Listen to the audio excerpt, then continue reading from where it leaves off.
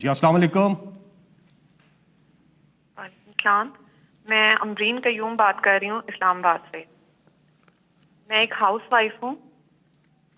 میرے husband private job کرتے ہیں. میں مہنگائی کے بارے میں بات کرنا چاہتی ہوں کہ مہنگائی جو ہے وہ دن بدن بڑھتی جا رہی ہے اور گزارا مشکل ہو رہا ہے.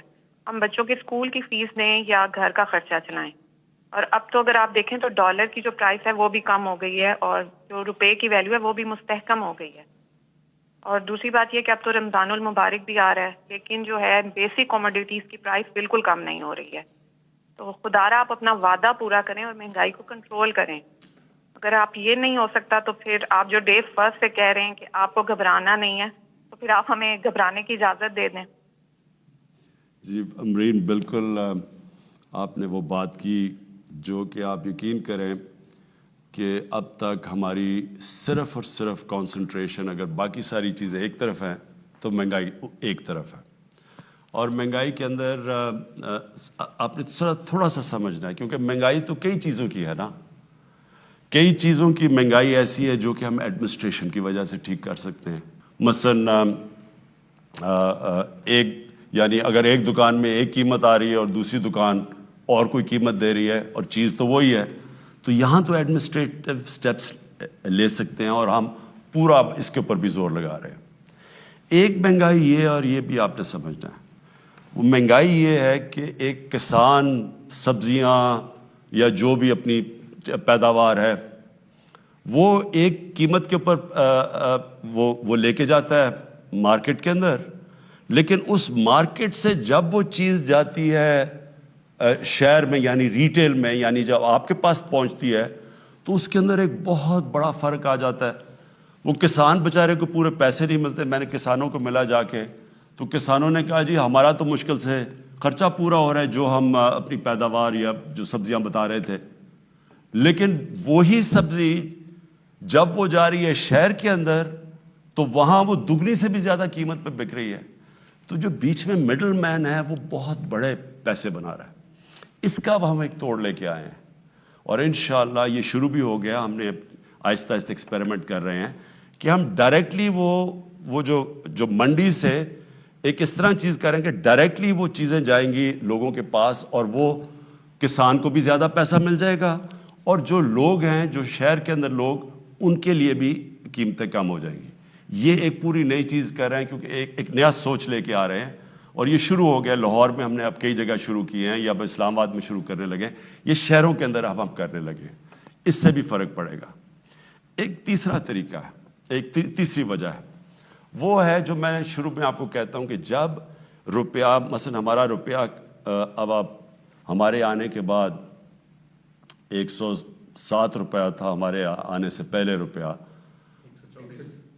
124 تھا، لیکن اس سے 6-7 مہینے پہلے 107 کا تھا. یعنی 2018 کی شروع میں تقریباً 107 روپے کا ڈالر تھا اور وہ 2018 کے بعد وہ بڑھتے بڑھتے پہنچ گیا 160 روپے پہ. اور اب اللہ کا کرم ہے کہ ہماری اکانومی سٹیبل ہو رہی ہے تو روپیہ بھی مضبوط ہوتا جا رہا ہے. اس کا آپ کو افیکٹ آئے گا. مثلا امیجیٹلی افیکٹ تو آ گیا نا کہ ڈیزل کی قیمت گر گئی، آپ کو پیٹرول کی قیمت نیچے آ گئی تو یہ تو آپ کو افیکٹ نظر آ گیا جب روپیہ مضبوط ہوا. لیکن اس کی جو جب 107 سے 150 روپے پہ بھی گیا تو اس کا افیکٹ کس کے اوپر پڑا؟ بجلی کے اوپر پڑا. آدھی بجلی بنتی ہے تیل سے، تیل ہوتا ہے امپورٹ. پھر جو بجلی کے سارے کانٹریکٹ سائن کیے گئے ہیں وہ ہیں سارے ڈالرز کے اندر، ہمارے سے پہلے کے کانٹریکٹ سائن کیے گئے ہیں. تو وہ کیونکہ ڈالر کے کانٹریکٹس ہیں وہ ایک دم اس کے اوپر بھی افیکٹ پڑ گیا. جیسے ہی ڈالر مضبوط ہوا روپیہ گرا ادھر بھی قیمت بڑھ گئی. پھر جب ڈیزل مہنگا ہوا ساری ٹرانسپورٹ مہنگی ہو گئی، ساری چیزوں کے اوپر اس کا کاسٹ چلا گیا. پھر جو باہر سے ہم چیزیں امپورٹ کرتے ہیں، باہر سے چیزیں سب سے بڑا تو جو عام لوگوں کو آپ کو افیکٹ کرتا ہے گھی. اب تقریباً 70% ایڈیبل آئل امپورٹ کرتے ہیں. 70% جو گھی کے اندر جو تیل جاتا ہے وہ امپورٹ کرتے ہیں. پھر دالیں، سب سے افسوسناک چیز یہ ہے کہ ہم نے ابھی تک ایک وہ زرعی ملک، ہم 70% دالیں اپنی امپورٹ کرتے ہیں. تو یہ ساری چیزیں مہنگی ہو گئی. اور ایک اور مسئلہ آیا کہ ہمیں گندم جو کہ پاکستان میں ہمیشہ ہوتی تھی وہ ہماری آبادی کیونکہ بڑھتی گئی ہے، جو گندم پاکستان میں تھی اس کے اندر خسارہ آ گیا. ایک تو بارشیں غلط ٹائم پہ ہو گئی تو ہمیں ایک سال کے اندر 40 لاکھ ٹن گندم امپورٹ کرنی پڑی.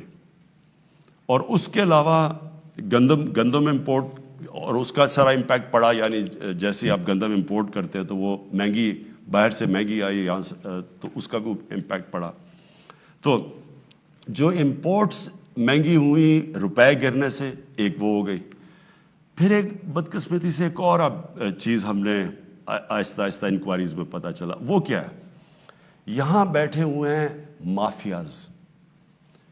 یہ امرین آپ نے سمجھنے کی بات ہے. یہاں پاکستان میں وہ لوگ بیٹھے ہوئے، قائد اعظم نے بھی ان کی بات کی تھی، جو ذخیرہ اندوزی کر کے قیمتیں اوپر بڑھاتے ہیں. یہ مافیاز بیٹھے ہوئے تھوڑے سے لوگ ہیں، یہ سٹا کھیلتے ہیں. عموماً تو چیز تب مہنگی ہوتی ہے جب اس کی سپلائی کم ہو جائے. مثلا اگر کمی ہو جائے کسی چیز کی، اگر چینی کی کمی ہو گئی تو زیادہ لوگ چینی مانگیں گے، اس کی قیمت اوپر چلی جائے گی. لیکن یہاں چینی پڑی ہوتی ہے، ذخیرے پڑے ہوتے ہیں چینی کے، لیکن قیمت اوپر جانی شروع ہو جاتی ہے. ایک وقت پہ چینی انہوں نے کہا جی اتنی زیادہ ایکسپورٹ کرو، چینی ایکسپورٹ کرنی شروع کی، وہ چینی کی قیمت اوپر چلی گئی. سو اس کا کوئی کنیکشن نہیں ہے. یہ جان بوجھ کے مافیاز بیٹھے ہیں جن کے پیچھے پہلی دفعہ پاکستان میں ہم اب جا رہے ہیں. میں یہاں شہزاد اکبر کو بلایا ہوا ہے.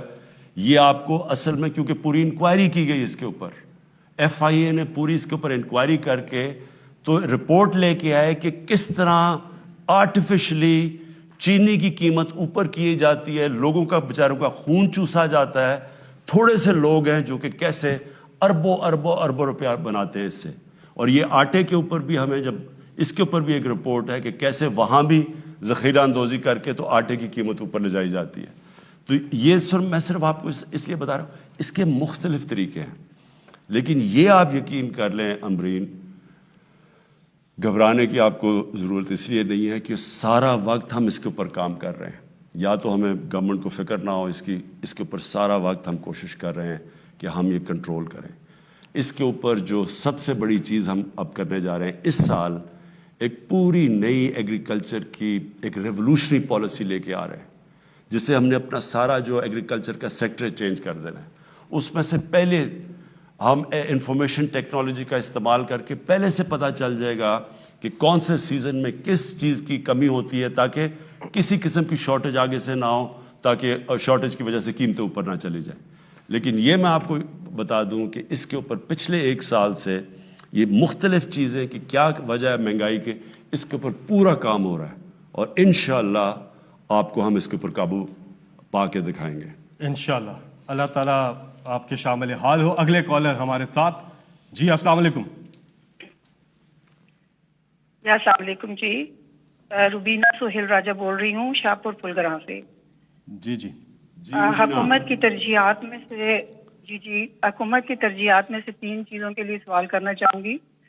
صحت، ایجوکیشن اور کرپشن تھی میرے خیال ہے. تو صحت کے حوالے سے تو گورنمنٹ کے جتنے بھی ہاسپٹلز ہیں وہاں تو اب وہ پیسے لے رہے ہیں، سارے ٹیسٹ باہر سے کرا رہے ہیں، کچھ بھی وہ فری آف کاسٹ نہیں دے رہے. دوسرا، جو ڈاکٹرز پرائیویٹ جا کے کلینکس میں بیٹھتے ہیں وہ ایسی پرسکرپشن بنا کے دیتے ہیں جن سے وہ اپنے جہاں ان کے کمیشن ملتے ہیں تو وہاں سے ان کمپنیز کا نام لکھ کے دیتے ہیں جو کہ 10 گنا مہنگی ہوتی ہیں عام دوائیاں جہاں سے سستی بھی مل سکتی ہیں. اور ایک تو وہ چیز ہے، وہ غریب بندہ تو بس ایسے ہی مر جائے گا. اور اس کے بعد کرپشن کا تو یہ حال ہو گیا کہ پہلے تو کہتے تھے کہ جی اتنے پیسوں میں یہ کام ہو جائے گا، اب سختی ہو گئی ہے کہ اب تو قیمت بھی بڑھ گئی ہے، مہنگائی بھی ہو گئی ہے، تو کچھ ہمارا بھی خیال کریں. تو اس کے لیے میں صرف پرائم منسٹر صاحب کو ان 2 چیزوں کے لیے بتاؤں گی. اور جو پھلگراں کا ایریا ہے، یہاں سے ہمیں بہت محنت سے آپ لوگوں کو بہت زیادہ محنت کی اور ووٹیں دی ہیں. ہم اللہ کے آسرے پہ بیٹھے ہیں، کوئی کام ہمارا نہیں ہو رہا اس ایریا میں. خود ہی جو کرتے ہیں، گلیاں بھی خود بنا رہے ہیں، پائپ لائنز بھی خود ہی ڈال رہے ہیں، کوئی ادھر آتا ہی نہیں ہے، کوئی ہے ہی نہیں ہمارا سننے والا. تو جی اچھا، میں آپ کی یہ 3 یعنی آپ کے مختلف سوال ہیں.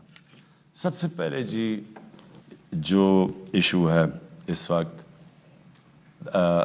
ہیلتھ سیکٹر کے اندر، یہ جو آپ کہتے ہیں کہ ڈاکٹرز چارج کرتے ہیں زیادہ، وہ یعنی وہ جو پرسکرپشن دیتے ہیں کہ ایک ہی جا کے اس فارمیسی سے لوگوں سے سمجھوتا ہوا ہوتا ہے، یہ ٹھیک آپ باتیں کہہ رہی ہیں۔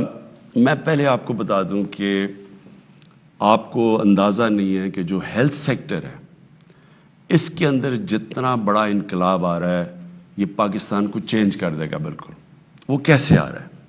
وہ آ رہا ہے ہیلتھ کارڈ کی وجہ سے۔ ہیلتھ کارڈ ہے کیا؟ پہلی دفعہ پاکستان کے اندر ہم نے 2 صوبوں کے اندر جدھر ہماری حکومت ہے، کیونکہ یہ صوبائی سبجیکٹ ہے، یاد رکھیں ہیلتھ صوبائی سبجیکٹ ہے، یہ 18th امینڈمنٹ کے بعد ہمارے پاس نہیں ہے، لیکن کیونکہ پختونخوا میں تحریک انصاف کی حکومت ہے اور پنجاب میں اور گلگت بلتستان میں، اب ہم ان 3 صوبوں کے اندر یونیورسل ہیلتھ کوریج کر رہے ہیں۔ مطلب یہ کہ ہر شہری کو، پنجاب میں انشاءاللہ اس سال کے اینڈ تک، پختونخوا میں ہو چکا ہے اور گلگت بلتستان میں بھی سال کے اینڈ تک ہر شہری کے پاس ہیلتھ کارڈ ہوگا۔ ہیلتھ انشورنس ہر خاندان کے پاس ہوگی۔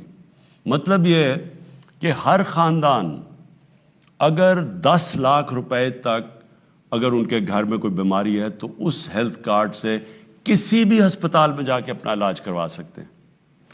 یہ میں آپ کو یقین دلا رہا ہوں کہ یہ ڈیولپڈ ملکوں میں ایسی چیز نہیں ہے۔ اس کے ابھی اثرات آنے والے ہیں، اور اثرات کیا ہیں؟ اس سے سب سے بڑی چیز کیا ہوگی کہ ایک پورا ہیلتھ سسٹم بن جائے گا۔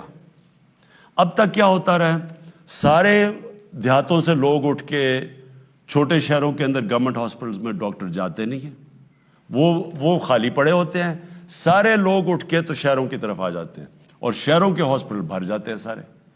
یہ جو ہیلتھ کارڈ ہے، اس کے علاوہ کوئی طریقہ ہی نہیں تھا ایک انقلاب لانے کا، کیونکہ ہم جو بھی کریں گورنمنٹ سرکاری سسٹم بن ایسا گیا ہے، اور میں یہ ضرور کہوں گا کہ یہ بہت بڑی غلطی ہوئی تھی کہ سارے ہیلتھ سسٹم کو نیشنلائز کرنے کا۔ اس سے ہوا کیا کہ وہ اب پوسٹنگ ٹرانسفر ڈاکٹرز کی چلنی شروع ہو جاتی ہیں، وہ جا کے سارے کوشش کرتے ہیں بڑے بڑے شہروں میں رہیں، اور جو ڈسٹرکٹ کے ہاسپٹل ہے ادھر بڑا مشکل ہوتا ہے ڈاکٹرز لے جانا۔ تو اب یہ ہیلتھ کارڈ سے کیا ہوگا؟ اب پرائیویٹ سیکٹر کے ہاسپٹلز جو چھوٹے شہروں میں جاتے نہیں تھے، جو گاؤں میں نہیں جاتے تھے کیونکہ لوگوں کے پاس پیسہ نہیں تھا، اب وہ پرائیویٹ سیکٹر نے جانا شروع کر دیا ہے۔